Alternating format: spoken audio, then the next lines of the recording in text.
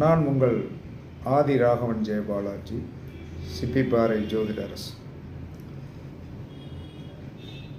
புதன் எந்த பாகவத்தில் நின்றாலும் பார்வை சேர்க்கை பெற்றால் அந்த பாவக தோஷ பலனை நீக்கும் சக்தி புதனுக்கு உண்டு.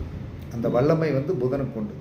புதன் எந்த பாகவத்தில் நின்றாலும் பார்வை சேர்க்கை பெற்றாலும் அந்த பாவக தோஷ பலனை நீக்கும் வல்லமை புதனுக்கு உண்டு.